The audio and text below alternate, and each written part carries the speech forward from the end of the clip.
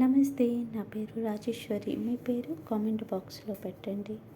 ఈరోజు ఛత్తీస్గఢ్ భిలాయ్లో హోలికా దహన్ జరుపుకున్నారు. హోలికా దహన్ ఎందుకోసం జరుపుకుంటారో మీ అందరికీ తెలిసే ఉంటుంది.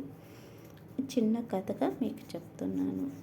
హిరణ్యకశిపు మహారాక్షసుడు. రాక్షసు కడుపులో ప్రహ్లాదుడు పుడతాడు. నారాయణుడు భక్తుడు.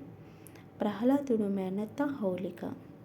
హోలికకి ఒక వరం ఉంది, అగ్ని తన్ని ఏమీ చేయలేదని. అప్పుడు హోలిక గర్వంతో ఉంటుంది.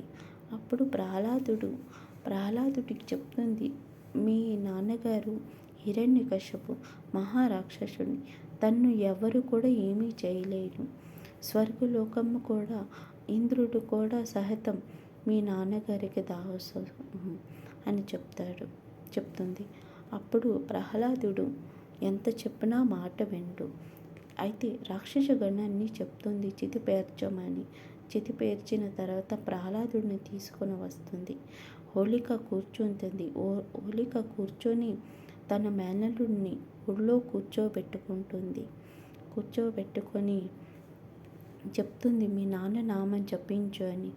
ఎంత మాత్రం వినలేదు. ప్రహ్లాదుడు నారాయణ నారాయణని నామం జపించుకునే హోలికకి కోపం వస్తుంది. ఈ అగ్ని నన్ను ఏమీ చేయలేదు అని చితి వెలిగించమని రాక్షస గణాన్ని చెప్తుంది. చితి వెలిగించిన తర్వాత తన అహంకారంతో నవ్వుతుంటుంది. నన్ను ఏమీ చేయలేదు, కానీ ప్రహ్లాదుడు చిన్నపిల్లడు, తను కాలి బూడిదైపోతాడు. ఒక నిమిషంలో ఎంత చెప్పినా వినడు అనుకొని తన అహంకారంతో నవ్వుతూనే ఉంటుంది. అప్పుడు ప్రహ్లాదుడు మాత్రం నారాయణ నారాయణని నామం జపించుకొని ఉంటాడు. అప్పుడు హోలిక ఆ చితిలో తన అగ్ని తను ఎందుకు ఇలా కాలుతుంది, నాకెందుకు వేడి పడుతుంది అనుకొని ఆలోచించిన అబ్బా అనుకొని ఆ అగ్నిలో కాలి బూడిదైపోతుంది. అప్పుడు రాక్షస గణం మాత్రం అంటారు, ప్రహ్లాదుడు బూడిదైపో ఉంటాడు, చిన్నపిల్లడు బూడిదైపో ఉంటాడు, హోలిక ఇంకా ఏం బయటకు రాలేదు అని ఆలోచించుకొని ఉంటారు. అప్పుడు ప్రహ్లాదుడు బయటకు వస్తాడు, నారాయణ నారాయణ అని నామం జపించుకొని. అప్పుడు రాక్షస గణం మొత్తము చూసి ఆశ్చర్యపోతారు.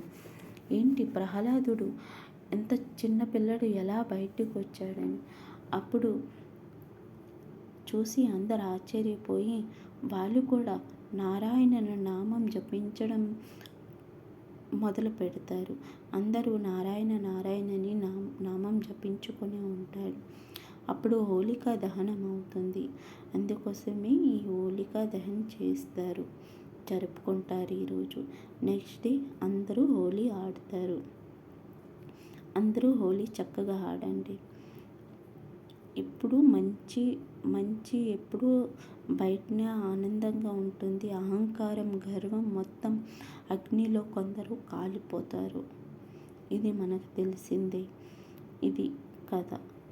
నా కథ మీకు నచ్చితే లైక్ చేయండి, షేర్ చేయండి, సబ్స్క్రైబ్ చేయండి. నెక్స్ట్ డే అందరూ హోలీ ఆడతారు.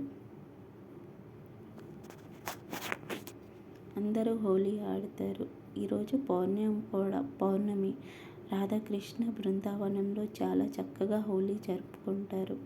ప్రతి ఒక్కరు వెళ్తుంటారు.